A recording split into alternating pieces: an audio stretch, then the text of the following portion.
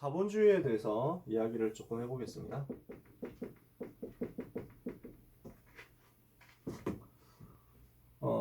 경제에 대해서 이야기를 한다 이렇게 생각하시면 되겠죠. 요한복음 10장 10절에 예수님이 이렇게 말씀하셨어요. 인자가 온 것은 도둑이 온 것은 속이고 죽이고 빼앗기 위한 것이고 인자가 온 것은 양으로 하여금 생명을 얻게 하고 더 풍성히 얻게 하려는 것이라. 여기에서 나오는 게 자본주의 정신 중에 하나예요. 생명을 얻었잖아. 그러면 그 생명을 얻은 자가 더 풍성히 누리도록 가는 것이 맞다는 거야. 얻은 것을 더 풍성하게 누리도록 만들어줘라. 이것이 자본주의 정신하고 좀 통하는 내용들입니다.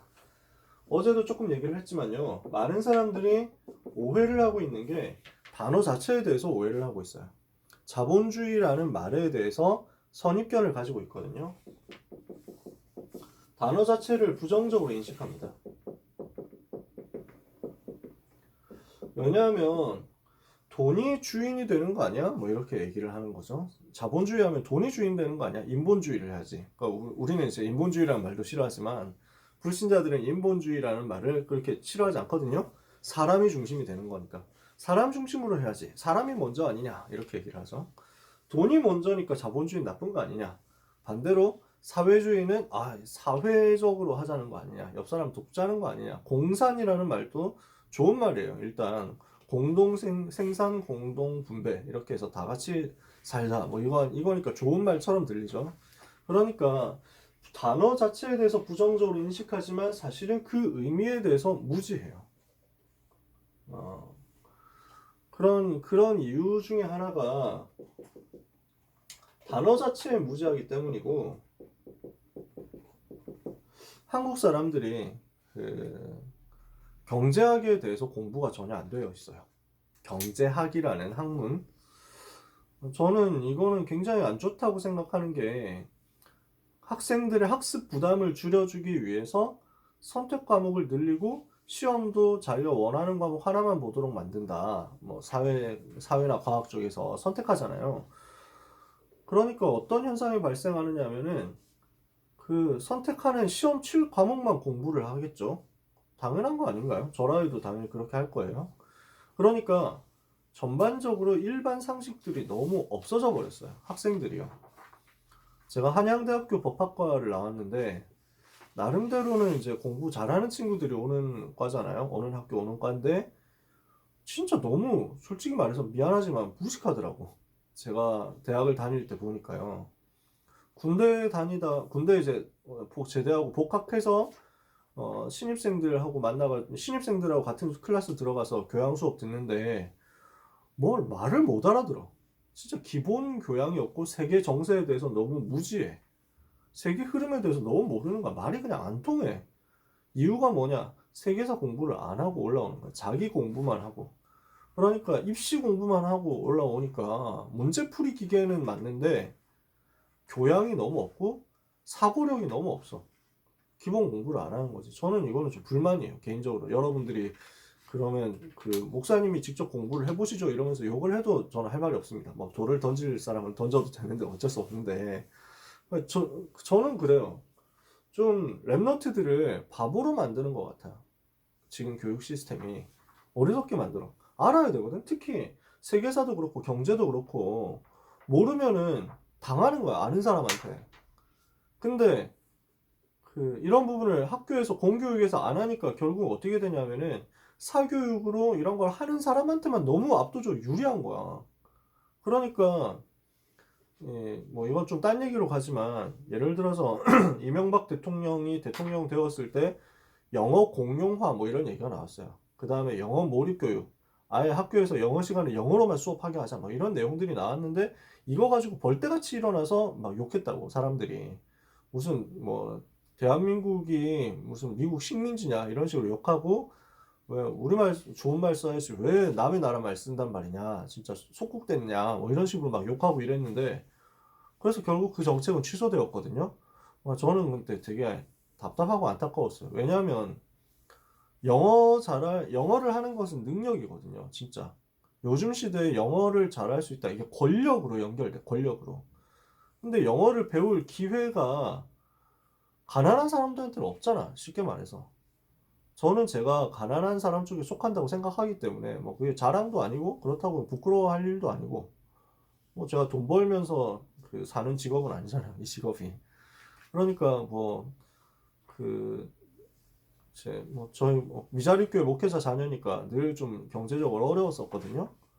뭐 과외를 한다 뭐 이런 거는 진짜 상상 외의 일이었어 나한테는. 그러다 보니까 그 가난한 사람들은 사교육하기 참 힘들죠. 그러면은 학교에서 공교육으로 영어에 완전 강화를 시켜줘야 되는데 그거를 못하게 하잖아. 그 시간에 인성 교육해야 된다고 무슨 계기 수업하고 사회에 대해서 알아야 된다고 이웃에 대해서 알아야 된다고 이렇게 얘기하는데 되게 귀에 듣기 좋은 달콤한 소리지만 어제도 얘기했는데 달콤한 소리지만 실제 아이들한테 도움 안 돼요. 결국에는 잘 사는 사람들은 아무 상관없어. 학교에서 안 가르치든 상관없다니까. 돈 많은 친구들은 어학연수 가면 돼. 해외여행도 많이 가고 할 거 아니야. 그렇게 하면서 영어를 늘리는 거지. 그게 그 자체가 실력이 되거든. 그 자체가 나중에 사회적인 뭐 계급처럼 되어버린다니까. 영어를 잘하느냐 못하느냐 이게. 근데 그 어려운 친구들한테 기회를 빼앗아 버리는 거야. 그런 거는. 경제학 같은 것도 마찬가지거든요. 진짜 공부를 해야 되는데 한국에서 학교에서 공부를 안 가르쳐 준다고. 경제학에 대해서 제대로 가르쳐 주지 않고 간혹 가르친다고 해도 되게 편향되게 가르치면서 이념적으로 가르치니까 그래서 문제를 봤을 때 문제를 분석할 수 있는 역량이 없게 돼요. 그리고 문제 이면을 못 봐. 이런 문제가 있어요. 경제학에 대한 이해가 없습니다. 거기다가 여러분은 그래도 복음 갖고 있잖아. 근데 복음조차 확립이 안 되어 있으니까 불신자들은요. 복음이 없잖아. 복음적 관점이 없잖아. 이러니까 경제와 사회를 보는 기초가 없어. 랩런트들 중에도 마찬가지인 게 혹시 복음이 제대로 뿌리가 안 내려졌다. 교회만 왔다 갔다 하고 그냥 수련회만 간다. 뭐 이렇게 되면요. 마찬가지예요. 경제와 사회를 보는 기초가 없어요. 복음으로 모든 것을 봐야 되거든.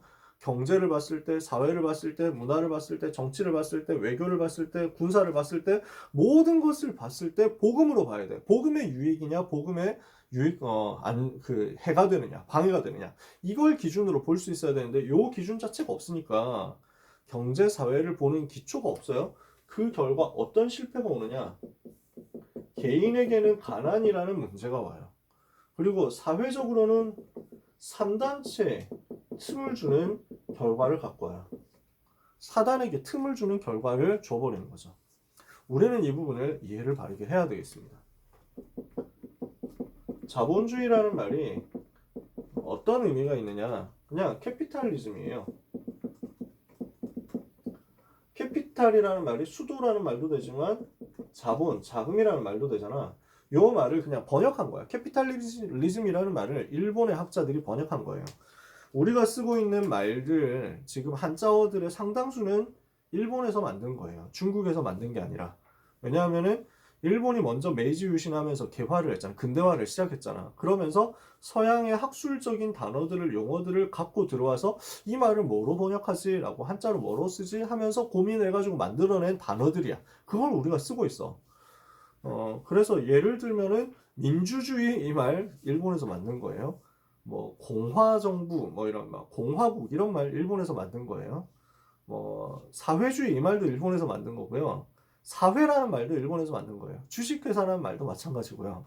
그러니까 상당수 우리가 쓰는 말 단어 자체가 일본에서 학자들이 만들어낸 단어예요. 자본주의라는 말도 마찬가지예요. 자금, 이 캐피탈이라는 말을 뭘로 번역하지? 라고 사람들이 고민을 하다가 자금의 근본이니까 자본이라고 하자. 돈의 근본이니까 자본이라고 하자. 이렇게 한 거예요. 그래서 이 자본이라는 말을 만들고 이 자본을 가지고 경제와 사회가 움직여지는 현상, 자본 중심으로 해서 경제 시스템이 돌아가고 사회 시스템이 돌아가는 현상을 설명한 것이 자본주의입니다. 그래서 사회 현상에 대해서 설명한 것이지 어떤 이론 체계가 아닌 거예요. 이해가 되시나요? 공산주의는 마르크스라는 창시자가 있죠. 그리고 어떤 이론 체계가 분명하게 있죠. 근데 자본주의는 그런 이론 체계가 아니에요. 이론이 아니라 그냥 현상을 설명하는 것뿐이에요. 실제 하는 경제 활동과 사회 모습을 설명하는, 그래서 사회과학이에요. 과학이란 말은 실험하고 검증하고 이론을 만들고 이것을 가지고 이제 확인해서 이게 맞냐 틀렸냐 이것을 판단하는 거잖아.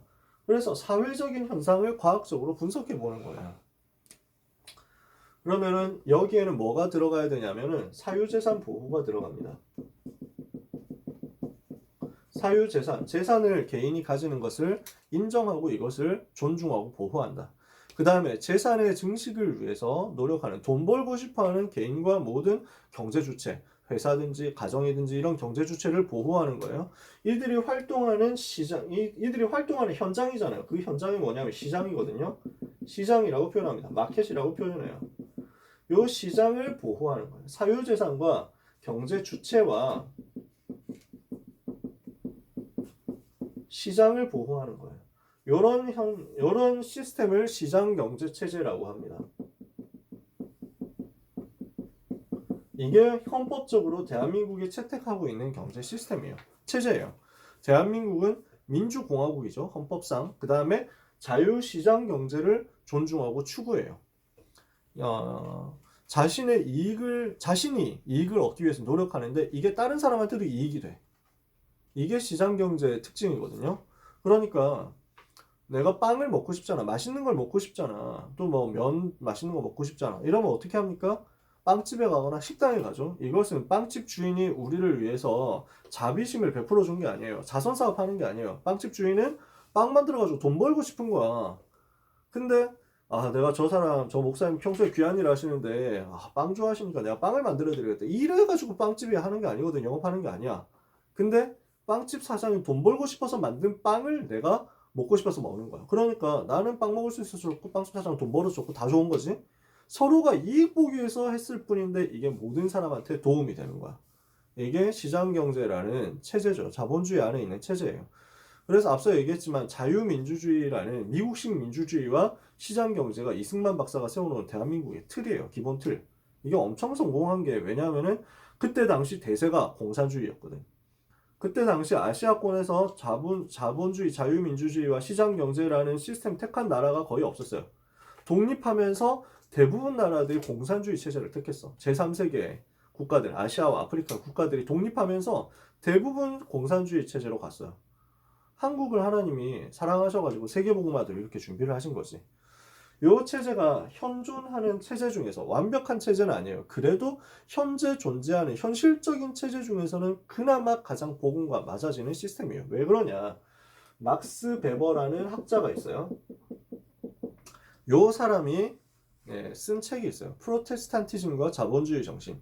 프로테스탄트 윤리와 자본주의 정신. 그래서 우리 개신교의 정신, 개혁주의 교회 정신과 자본주의 정신이 맞아진다. 실제 자본주의를 제대로 하려면 개신교의 정신, 칼빈이 시작한 그 크리스찬 정신을 가지고 있어야 된다라는 것을 주장해요. 이게 프로테스탄티즘과 자본주의 정신이라는 책의 핵심 사상이거든요. 여기에서 뭐가 등장하냐면 칼빈의 사상을 몇 가지 일단 분석합니다. 칼빈 사상, 칼뱅이 누굽니까? 존 칼빈, 장 칼뱅 누굽니까? 우리 장로교의 창시자예요. 여러분은 대한예수교 장로회, 임마누엘 서울교회 교인이잖아. 장로회, 이 장로교라는 교단을 만들고 신학적인 배경을 제공한 것이 만든 사람이 장 칼뱅이라는 프랑스 사람이에요. 스위스에서 활동했죠. 근데 우리는 존 칼빈이라는 영어식 이름으로 많이 알고 있어요. 그래서 칼빈이즘, 칼빈주의 이렇게 얘기를 해요. 칼빈주의 신학에서 가장 중요한 몇 가지 내용들이 나오는데, 그래서 지난번에 류 목사님이 2부 예배 때 설명하신 적이 있어요. 지지난주인가 그랬어요. 지지난주인가. 그래서 5가지 교리를 얘기했어요. 원래 모든 인간은 그 절대 불가능 속에 있다. 이게 첫 번째예요. 그래서 전적 부패, 전적 타락. 인간은 가능성이 없다. 인간 스스로는 구원받을 수 있는 가능성이 전혀 없다. 노력 아무리 해도 안 된다. 그래서 하나님께서 무조건적으로 선택해 주셨다. 무조건적으로 은혜를 주시려고 하시는 것이다. 그런데 아무나 구원받는 것은 아니고 예수 믿어야 구원받는다. 제한적 속죄. 4번째, 이렇게 해서 하나님께서 은혜 주시면 이 은혜는 막을 수 없다. 불가항력적 은혜. 구원받는 하나님의 자녀는 결코 멸망하지 않는다. 그래서 성도의 궁극적 승리. 요 5가지가 유목사님도 인용하셨던 몇 주 전에 인용하셨던 메시지에 나오는 칼빈주의 사상이거든요. 여기에 들어가 있는 게 예정론이라는 사상인데 뭐냐? 모든 구원받은 사람은 하나님께서 구원 주시기로 작정한 것이다. 예정하셨기 때문에 구원받는 것이다. 내가 복음을 선택한 게 아니라 하나님께서 나를 선택했기 때문에 내가 구원받을 수 있었다. 이것을 말하는 거예요. 그래서 이것은 하나님의 절대 주권을 말하는 거거든요. 요 하나님의 절대 주권 사상에서 출발하는 게 예정론이고 하나님께서 모든 것을 작정하시고 이루신다는 것인데 여기에서 조금 더 발전하는 게 예정 조화론입니다. 하나님은 모든 것을 예정하시고 그 모든 것을 이루어 가시면서 모든 것이 맞아지게 하신다. 조화를 이루게 하신다라는 것이에요. 근데 이게 뭐하고 연결되냐면 여러분이 혹시 들어보셨을 수 있는데 아담 스미스의 이론과 연결돼요. 경제학이라는 학문을 만든 사람이죠. 아담 스미스라는 사람은 국부론이라는 책을 써가지고 자본주의 시장경제 체제가 이런 것이다. 보이지 않는 손 이런 것들을 얘기하면서 그 사상의 배경으로 만들어 놓은 것이 요 예정조화론이에요. 보이지 않는 손이 모든 그러니까 보이지 않는 손, 시장이 작동해가지고 모든 경제를 조화롭게 이끌어 나가게 되어 있다. 시장에 맡겨라. 정부가 함부로 개입하지 마라. 이게 아담 스미스의 이론이거든요. 근데 여기서 보이지 않는 손은 사실상 하나님의 손이라는 거야. 그게 이제 자본주의를 제대로 연구한 사람들이 이걸 깨달아가는 거지. 두 번째, 직업 소명설이 있습니다. 직업 소명론이라는 말은 나에게 주어진 직업이 바로 하나님이 부르신 것이다라는 거야. 내가 직업을 가지고 있는데 이것은 하나님이 주신 일이라는 거야. 인생의 목적은 뭡니까? 장로교에서 제1회 장로교에 교리문답이 있어요. 장로교 안에 있는 웨스트민스터 교리문답에 있고 대요리문답이 있고 소요리문답이 있어요. 대요리문답은 자세하다고 대, 그 다음에 소요리문답은 간단하다고 소. 그래서 그 웨스트민스터 그 교리문답 소요리문답의 제1번 문항이 무엇이냐면 인생의 목적이 무엇이냐라는 거예요. 인간의 목적, 존재 목적이 무엇이냐? 답은 뭐냐? 하나님을 기뻐하고 하나님을 영원히 즐거워 하나님께 영광을 돌리는 것이다. 그래서 우리 인생의 목적은 살든지 죽든지 그리스도만 나타나고 하나님께 영광을 돌리는 것이다. 살아도 주를 위하여 살고 죽어도 주를 위하여 죽고 사나 죽으나 주의 것이다. 먹든지 마시든지 무엇을 하든지 주의 영광을 위해서 하는 것이다. 그래서 모든 것은 우리 인생의 목적은 하나님의 영광을 위해서고 이 하나님의 영광을 위해서 하나님께서 우리 모두에게 직업을 주셨다는 거야. 그래서 모든 직업에는 하나님의 계획이 있고 하나님이 나에게 주신 일이 바로 거룩한 일이라는 거야. 천주교에서는 그렇게 얘기하지 않았어요. 거룩한 일은 천주교 신부들이라는 거야. 신부들 그 일만 성직이라는 거야. 성직. 제사장직, 성직은 천주교 신부, 사제, 수녀, 그 다음에 뭐 그 위로 가서 교황까지 이런 사람들만 성직이고 나머지 사람들은 다 부정한 일이라는 거야. 그러니까 그 날마다 가서 고해성사를 해야 되는 거지. 근데 루터가 이걸 깨트렸어. 만인 제사장이다. 모든 사람이 다 제사장으로 하나님께 직접 나갈 수 있다라고 얘기를 했고 이 부분을 더 강화시킨 게 칼빈이에요. 그래서 뭐라고 얘기했냐? 모든 직업 속에 하나님의 계획이 있다. 내게 주신 하나님이 나에게 주신 모든 일 자체가 성직이다. 거룩한 일이다. 이렇게 해서 천주교 사상을 깨뜨리거든요. 이렇게 하니까 뭐가 생깁니까? 자기의 직업에 대한 소중함을 알고 자부심을 가지고 전문성을 점점 더 기르게 되죠.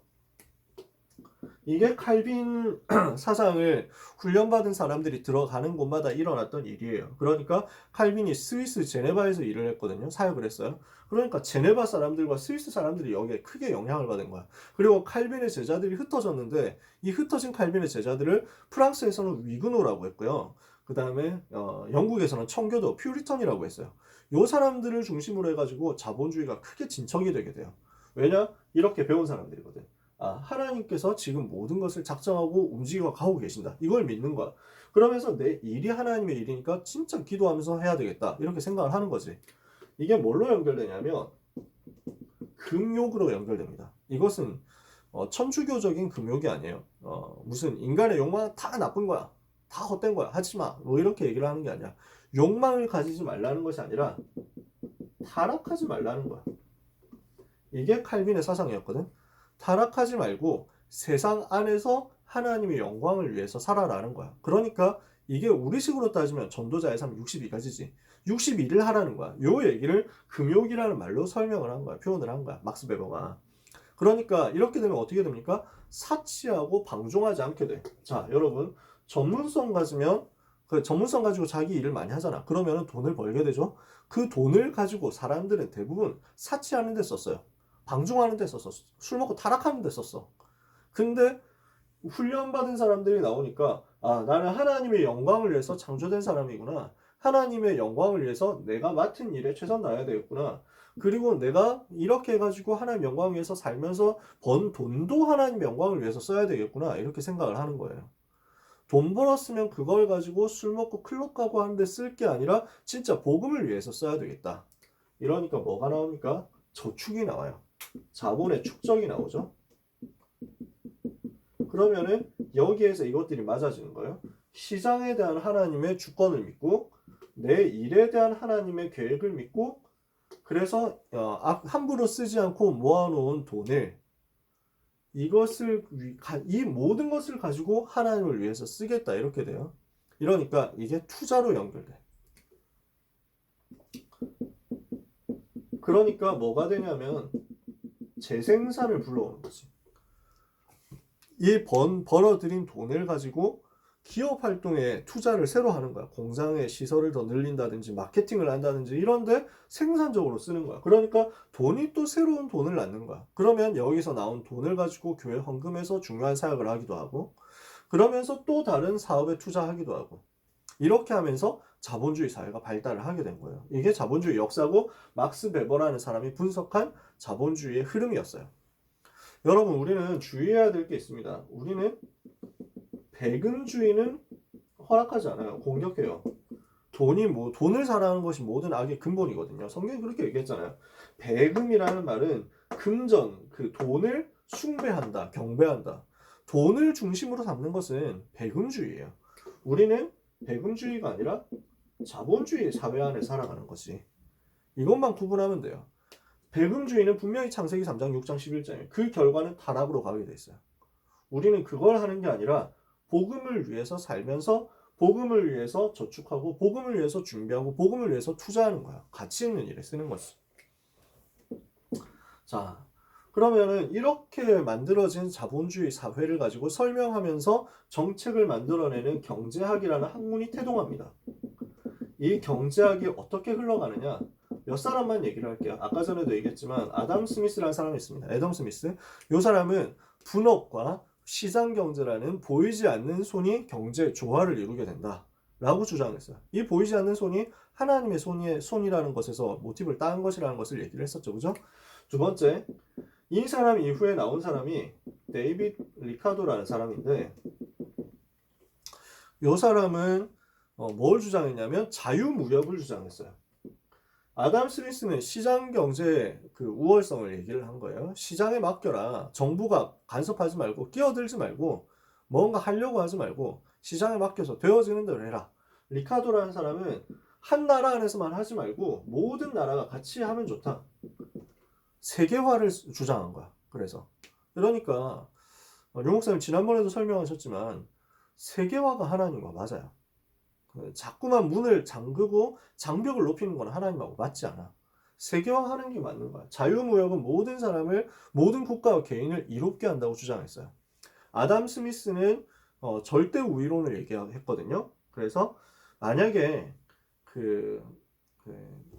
영국 사람들이 옷을 잘 만들고 프랑스 사람들이 와인을 잘 만든다고 하면은 영국 사람이 만드는 것보다 프랑스 사람이 와인을 더 잘 만든다라고 하면은 잘 만드는 것은 우리가 만들어서 쓰고 못 만드는 것은 나보다 더 잘하는 사람한테서 수입해 와서 쓰자. 이럴 때 필요할 때 무역을 하자라는 것이 아담 스미스의 주장이었는데 리카도라는 사람은 뭘 주장하냐면은 영국이 술도 잘 만들고 와인도 잘 만들고 그 다음에 옷도 잘 만든다고 해도 조금 더 잘 만드는 것에 집중하는 게 낫다는 거야. 그래서 조금 더 잘 만드는 것에 집중하고 그 다음에 조금 덜 잘 만드는 것은 다른 나라에 맡겨버리면 여기에서 우리가 집중해서 얻는 이익이 더 크다는 거야. 그러면은 그 나라도 이제 자기 일거리가 생기니까 좋고 우리나라는 우리가 잘하는 것에 더 집중하게 되니까 좋고 모든 국가와 개인을 이롭게 한다는 것을 간단하게 수학적으로 설명하죠. 이런 내용들을 알프레드 마셜이라는 사람이 영국 사람인데 설명해요. 뭐라고 설명하냐? 수학적으로 설명했어. 이 모든 것들을. 그래서 한계 효용의 법칙이라는 법칙을 만들면서 여기 왔었던 내용들, 이론들을 수학적으로 검증을 해버린 거야. 그래서 어떨 때는 이렇게 해야 되고 저럴 때는 저렇게 해야 된다라는 것을 이제 수학적으로 증명을 해내면서 이 사람이 남긴 유명한 말이 있는데, 경제학자는 어떻게 해야 되냐? 뜨거운 가슴을 가져야 된다. 그러나 머리는 차가워야 된다. 이렇게 얘기를 해요. 왜냐하면 알프레드 마셜이 이렇게 고전 경제학을 집대성하게 된 이유, 자유방임이라는 고전 경제학을 집대성하게 된 이유는 런던에 있었던 너무 가난한 사람들을 본 거야. 빈민들을 본 거야. 불황아들, 막 이렇게 너무 가난해가지고 어려움 당하면서 학교도 못 가고 막 이렇게 뭐 8살인데 벌써 일에 시달리고 뭐 하루 15시간씩 노동하고 이런 애들이 많았거든, 그때 당시에. 저렇게 어려운 아이들을 도우려면 무엇을 해야 되는가? 더 냉정하게 생각해야 된다는 거야. 그냥 갖다 퍼주는 게 이 사람들을 돕는 게 아니라 진짜 어려운 사람들을 제대로 도와주려고 하면은 사회 전체가 제대로 성장해야 된다. 뭐 이런 것들을 얘기를 하게 되죠. 존 메이나드 케인스라는 사람이 있습니다. 이 사람은 2차 세계대전 전후에 활동했던 사람인데 이 사람은 시장에서 어려움이 왔을 때, 시장이 해결할 수 없는 경제 위기가 왔을 때 정부가 개입해야 된다고 주장해요. 큰 정부에 대해서 주장을 한 거죠. 정부가 개입해서 돈을 풀어줘야 된다라고 얘기를 하는 게 케인스의 주장이고요. 그래서 이때 이걸 가지고 루즈벨트 대통령, 미국의 루즈벨트 대통령이 뉴딜 정책 같은 걸 시행을 하면서 경제 위기에서 빠져나왔다라고 학자들이 얘기하는 사람들이 있고, 아니다, 그게 더 악화시켰다라고 얘기하는 학자들도 있어요. 어찌됐건 간에 이 케인스의 사상이 1940년대부터 1960년대까지 완전 경제학을 휩쓸어요. 그랬다가 1970년대 스태그플레이션이라는 현상이 등장합니다. 인플레이션이 생겼을 때는 정부가 돈을 정부가 돈을 거두고, 그 다음에 디플레이션이 생겼을 때는 정부가 돈을 풀어주고, 뭐 이런 식으로 하면 된다. 정부가 개입해주면은 경제를 마음대로 움직일 수 있다라는 것이 케인즈의 주장이었는데, 근데 디플레이션과 인플레이션이 같이 섞여버리는 스태그플레이션이라는 현상이 등장하니까 이걸 해석을 못하는 거야. 인플레는 무엇이며 디플레는 무엇이며 스태그플레이션은 무엇인가 라는 것을 설명하면 제가 오버를 시간을 하게 되거든요. 간단하게 말하면 디플레이션은 경기가 불황에 빠진 거야. 그래서 그 경기가 낙심해. 그래서 경제 성장이 둔화된 것을 말하고, 경제 성장이 너무 많이 되는데 그러면 물가가 너무 많이 오르거든. 그래서 그게 인플레이션이라고 해. 물가가 너무 오르게 되는 거야. 근데 스태그플레이션은 뭐냐면은 경제 성장도 안 되는데 물가는 계속 오르는 거야. 이런 현상이 발생한 거지. 이거는 기존 경제로 설명이 안 되는 거야. 이때 나타난 인물들이 한 사람이 아니지만요. 대표적인 인물 밀턴 프리드먼이라는 사람이 있습니다. 시카고 학파의 경제학자예요. 이 사람 중심으로 많은 사람들이 일어나가지고 뭘 주장하냐면은 큰 정부는 해결할 수 없다. 이런 문제는 시장의 위기, 그러니까 이런 위기가 왔을 때 정부가 개입하면 더 문제가 악화된다. 그래서 개인의 자유와 창의성을 많이 발휘할 수 있도록 만들어줘야 된다. 세금 많이 거두지 마라. 줄여줘라. 라고 얘기를 하게 돼요. 그래서 케인스 주장처럼 정부가 시장에 개입하기 시작하면 정부의 역할이 거대해져. 정부 역할이 거대해지면 개인의 자유, 이거는 방만해진다는 거야. 그리고 비효율과 규제를 낳게 된다는 거야. 뭐 할 때마다 규제해야 돼. 이렇게 될수록 개인의 자유와 창의성을 억압하게 되니까 오히려 실패할 수밖에 없다. 이때는 이런 위기가 왔을 때는 개인들이 자기 창의성을 발휘할 수 있도록 마음껏 풀어줘라 라고 하는 게 프리드먼의 이론이었어요. 오늘날의 좌파와 우파는 이렇게 구분할 수 있어요. 큰 정부와 평등이 중요하냐, 아니면 작은 정부와 자유가 중요하냐. 정부가 많이 개입해가지고 세금 많이 거두고 많이 나눠주는 역할을 하는 큰 정부 시스템이 좋다라고 하는 사람들을 좌파라고 해요. 그리고 작은 정부가 좋고 규제하지 말고 사람들을 자유롭게 해주는 것이 좋다라고 하는 것을 우파라고 해요. 이게 좌파 우파의 차이예요. 여기서 우리가 조금 냉철하게 생각해야 돼요. 과연 뭐가 더 효율적이냐. 여러분에게 자세하게 설명할 수 없지만 공무원들 조직은 결코 민간 조직의 효율성을 따라가지는 못해요. 그건 어쩔 수 없는 사실이에요. 최저임금제 같은 경우 여러분 아시죠? 최저임금제는 어떻게 생각하십니까? 최저임금을 올리면 어떻게 될까요? 지금 이거는 공무원 얘기 말고 또 다른 얘기인데, 최저임금 같은 경우 최저임금을 올리면은 최저임금을 받는 어려운 사람들 좋아지겠지라고 우리는 쉽게 생각할 수 있습니다. 현실은 정반대예요. 최저임금을 올리면 최저임금을 받고 생활하는 계층에 제일 큰 타격이 와요. 어떻게 타격이 옵니까? 최저임금을 올려줘야 되니까 편의점 주인들이 알바를 쓸 때 돈이 너무 많이 드는 거야. 그러니까 아예 알바 안 쓰고 그냥 편의점 닫는다 이렇게 해버리는 거야. 알바 안 쓰고 내가 좀 더 일하고 편의점 야간에 그냥 24시 안 하고 닫아버리지 뭐 이렇게 되어버린다고. 그러니까 편의점 알바를 하고 싶었던 사람들이 일자리가 없어지는 거야. 최저임금으로만 생활해야 되는 취약계층에 가장 타격을 주는 게 최저임금 인상 같은 시스템이에요. 그러니까 경제학 공부를 한다는 것은 복합적으로 볼 수 있는 힘을 기른다는 거야. 여러분이 공부를 조금 해야 되고 그래서 사고 훈련을 좀 할 필요가 있어요. 그러니까 당장 눈에 보이는 것이 전부가 아니라고 생각을 할 수 있어야 돼요. 그게 경제학의 흐름이고 이것을 두고 나는 큰 정부가 좋은가 작은 정부가 좋은가 스스로 판단할 수 있어야 돼요. 결론. 우리는 무엇을 선택할 것인가? 생각을 해볼게요. 여러분, 일단 확실한 것은 공산주의는 우리가 선택하는 길이 아니에요. 선택할 수 있는 길이 아니에요. 공산주의는 아닙니다. 우리에게 있어서. 공산주의가 왜 우리의 길이 아니냐면 성경하고 안 맞아요. 성경은 사유재산을 보호했어요. 성경 속에서는. 예를 들면 모세를 통해서 하나님 우리에게 주신 율법이 있잖아. 10계명.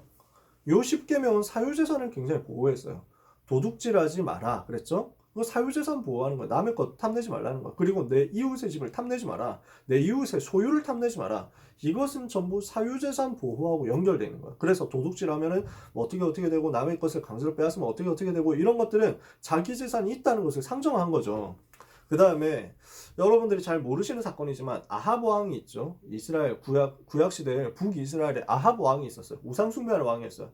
이 아합 왕하고 싸웠던 사람이 엘리사잖아요. 특히 엘리야. 근데 이 아합 왕이 어떤 나쁜 짓을 했냐면 나봇이라는 사람이 가지고 있었던 포도원을 강제로 빼앗아 버려요. 나봇이 가지고 있었던 사유재산을 임금이라는 국가라는 시스템이 동원되어 가지고 빼앗아 버리는 거야. 이것을 두고 엘리야가 아합 왕을 탄핵합니다. 당신은 이런 짓을 했기 때문에 반드시 저주를 받고 심판을 받을 것이다. 이렇게 하거든요. 나봇의 포도원 사건을 통해서 볼 때 국가가 개별 경제 주체의 사유재산을 빼앗아가서 국가의 소유로 만드는 것은 하나님이 원하시는 것이 아니라는 것을 분명히 알 수 있어요. 또 많은 믿음의 사람들은 빛의 경제를 누린 성공자 산업인이었어요. 그러니까 사유재산을 가지고 있는 사람들이었다는 거죠. 사유재산을 인정하지 않는 공산주의는 성경과 맞지 않아요. 복음과 맞지 않아요. 하나님이 없다고 하고 영적 사실을 부정하고 창세기 3장 속에 있는 인간 상태를 외면한 공산주의. 그러니까 영적 사실을 부인하는 공산주의는 성경과 맞을 수가 없어요. 세 번째, 토지 공개념이라는 주장이 있는데 제가 너무 어려운 얘기를 하는 것 같아서 더 이상 길게는 얘기를 안 할게요. 그러니까 국가가 모든 것을 통제하고 소유하고 관리하고 분배해준다? 이런 것은 성경과 맞지 않아요. 왜? 국가는 하나님이 아니니까. 그러니까 어떤 사람들이 희년 제도를 가지고 얘기를 해요. 성경에 보면, 구약 성경에 보면 희년이라는 제도가 있어요. 뭐 땅 같은 거 사들였다고 해도 50년 지나고 나면은 원래 주인에게 돌려줘야 된다. 이렇게 얘기를 해요. 왜냐하면은 모든 토지는 하나님의 것이기 때문에. 그래서 이걸 가지고 주장하면서 우리나라도 토지 소유권을 없애고 국가가 모든 토지를 차지하도록 해야 된다라고 주장하는 기독교인도 있어요. 그건 몰라서 하는 소리예요. 국가는 하나님이 아니에요. 이것은 모든 토지뿐만 아니라 모든 것은 하나님의 것이잖아. 그지?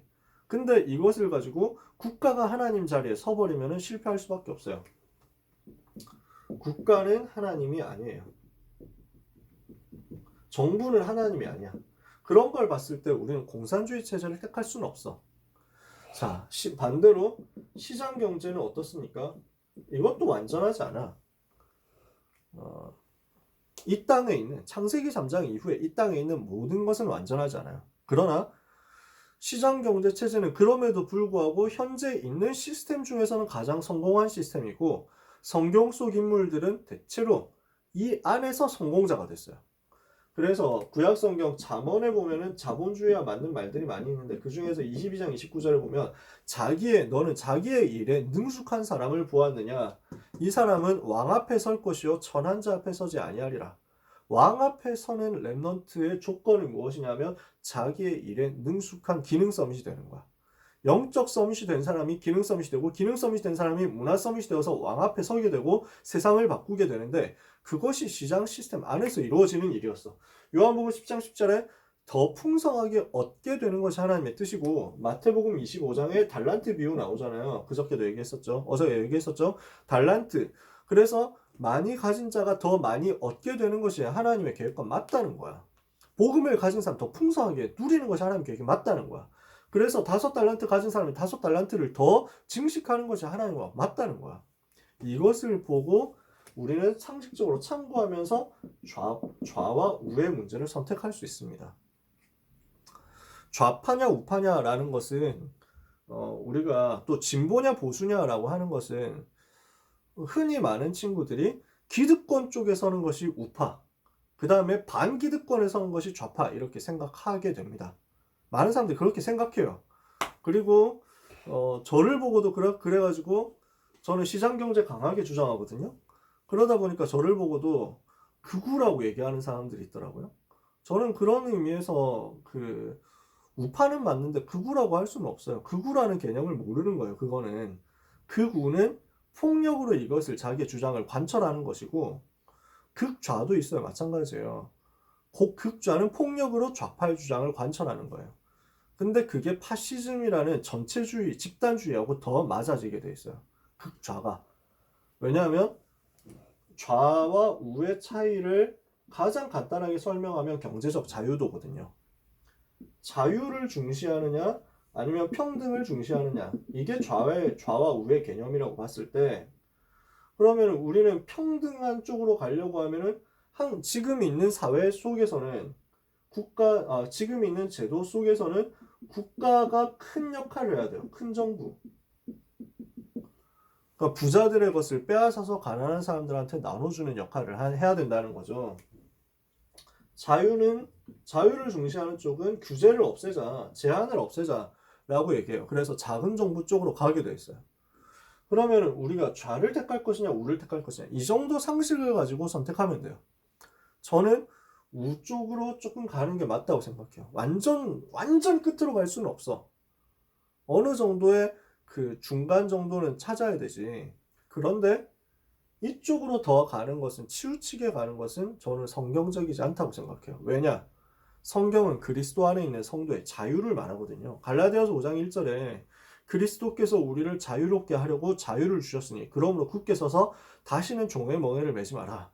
오늘 이승만 대통령 얘기를 계속 하게 되는데, 이승만 대통령이 남긴 유언이었어요. 이게 그리스도께서 우리를 자유롭게 하려고 자유를 주셨는데 우리 민족이 다시는 다른 민족의 노예가 되어서는 안 된다. 속국이 되어서는 안 된다. 그래서 어떤 사람들은 이승만 대통령이 친일파였다고 얘기하는 사람들이 있는데, 이건 되게 좀 모르는 얘기예요. 이승만 대통령이 미국에서 썼던 책이 재팬 인사이드 아웃이라고, 미국 사회를 완전 미국 사회에 굉장히 이슈가 되었던 책이었는데, 일본은 반드시 전쟁을 일으킨다, 미국하고 반드시 전쟁을 하게 된다라는 것을 예측한 책이었어요. 그때 미국은 일본하고 사이가 나쁘지 않았거든요.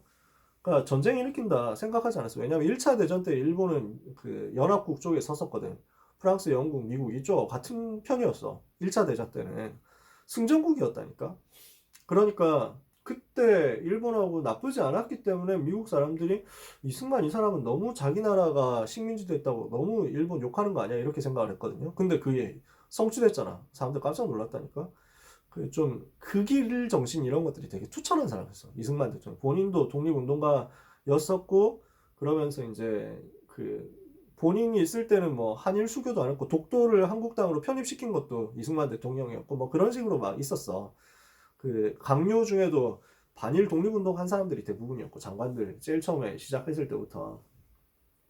근데 이 사람이 그래서 죽을 때까지 고민한 게 다시 일본이나 중국이나 이런 데 노예가 되면 안 된다 이거였어요. 우리는 하나님의 자녀이기 때문에 마귀한테서 해방받았고 삼저주에서 해방받은 참 자유를 얻은 하나님의 자녀야. 성도의 자유에 대해서 성경은 계속해서 강조를 하고 있거든요. 저는 이걸 가치 있게 생각하고 누리는 것이 더 좋다고 생각해요. 왜냐하면 우리의 목표는 지상 낙원을 만드는 게 아니야. 유토피아 실현을 하는 게 아니야. 세계복음화를 위한 빛의 경제를 찾아내는 거지. 이런 차이를 여러분들이 이해를 해주시면 좋을 것 같아요. 그래서 복음 가진 하나님의 자녀들이니까 이 복음을 가지고 내가 어떻게 현장에서 승리할 것이냐, 이것을 여러분들이 기도하면서 찾아내고, 나에게 주신 기능을 가지고 전문성 누리고 하나님의 절대 주권을 믿고 현장에서 복음을 위해서 준비하고 투자하고 또 헌금하고 이렇게 하는 사람이 되면 좋겠다. 저는 그렇게 생각합니다. 좌와 우에 대한 개념은 조금 더 복잡한 것들이 있기 때문에 나중에 이 부분을 정치 쪽에 대한 세계관 설명을 하면서 보충을 하도록 할게요. 오늘은 여기까지 하면 될 것 같습니다. 제가 여러분에게 추천해주고 싶은 책이 이 책이에요. 죽은 경제학자의 살아있는 아이디어. 저는 고등학교 2학년 때 읽기 시작해가지고 다 읽었어요. 고2 때 읽고 그 이후로 지금까지 꾸준히 계속 읽고 있는 책이에요. 근데 요즘 책은 약간 옛날 번역에 비해서 제가 가지고 있는 옛날 번역본에 비해서 조금 재미가 없어졌더라고. 그게 조금 아쉽지만 옛날 번역이 되게 재밌었거든요. 그래서 뭐 고등학생 정도면 읽을 수 있다 충분히 저는 그렇게 생각하고 관심 있는 사람은 읽어보세요. 그 다음에 이 책은 정말 제가 경제 공부할 때 참고를 많이 했는데 이제 아마 절판되어 가지고 시장에서 구할 수가 없을 거예요. 서점에서 못 구할 거예요. 관심 있는 사람은 제가 빌려드릴 수 있어요. 제목이 좀 뭐랄까 없어 보여가지고 사람들이 좀 차 사기 좀 쉽지 않은 책이라고 생각하는데 아내에게 들려주는 경제 이야기라고. 경제에 대해서 굉장히 쉽게 썼어요. 이 책은 김대중 대통령의 경제 브레인이었던 유종근 전 전북지사가 쓴 책이에요. 근데 이 사람이 예수 되게 잘 믿어요. 복음 가진 사람이에요. 그러면서 시장 경제에 대한 확고한 생각을 가지고 있는 사람이에요. 뉴욕 대학교에서 경제 공부를 하면서 완전 좀 답을 낸 사람이거든. 경제학 이제 박사 출신이야. 그래서 복음적인 관점에서 되게 많이 썼어요. 이 내용을. 나중에 여러분들이 혹시 궁금하시다면 제가 얘기를 또 따로 해드릴 수도 있습니다. 그 외에도 다른 책들이 있겠지만은 여러분들이 뭐 혹시 공부를 해야 되겠다라고 생각하신다면 저한테 개인적으로 질문해 주시면 제가 알려드릴게요. 경제신문을 저는 경제 공부를 하기 위해서 많이 봤어요. 이 책을 고등학생 때 봤고요, 저는. 그 다음에 경제 공부를 하기 위해서 경제신문을 그때부터 계속 읽었어요. 매일 경제신문을 그때 많이 읽었었고요. 왜냐하면 우리 RUTC 방송 이제 국장님이신 RUTC 방송국 국장님이신 이정근 장로님이 매일경제 그때 주필이었고 사장이었거든. 그래서 매일경제를 많이 읽었는데 요즘은 퇴사하셨고 이제 매일경제하고 상관없으니까 한국경제를 저는 지금은 많이 참고를 해요. 여러분들이 궁금하시다면 좀 그런 부분도 참고해 보시면 좋을 것 같습니다. 네. 혹시 질문 있으시면 나중에 개인톡으로 받도록 할게요. 오늘은 여기까지만 하겠습니다. 기도하고 마칠게요. 하나님 아버지 감사합니다. 오늘 세계관에 대해서 같이 공부하면서 시장 경제에 대한 이야기를 같이 나눴는데 우리 모든 랩런트들에게 빛의 경제에 주역되는 응답을 허락해 주옵시고 로마서 16장 사람들이 누렸었던 한 시대 살리는 복음 경제, 랩런트 경제, 전도 선교를 위한 경제, 미래 경제를 회복하는 역사 체험하게 하여 주옵소서. 사단이 만들어 온 함정 올무 틀에 속지 않고 이 시대의 영적 싸움하는 가운데 하나님이 주신 나의 것, 나의 현장 찾는 전문인 전도 제자들이 계속 일어나도록 축복해 주옵소서. 우리 선생님들에게, 우리 전도사님들에게, 우리 모든 귀한 전도자들에게 성령으로 똑같이 충만케 역사하여 주옵소서. 예수 그리스도의 이름으로 기도합니다. 아멘.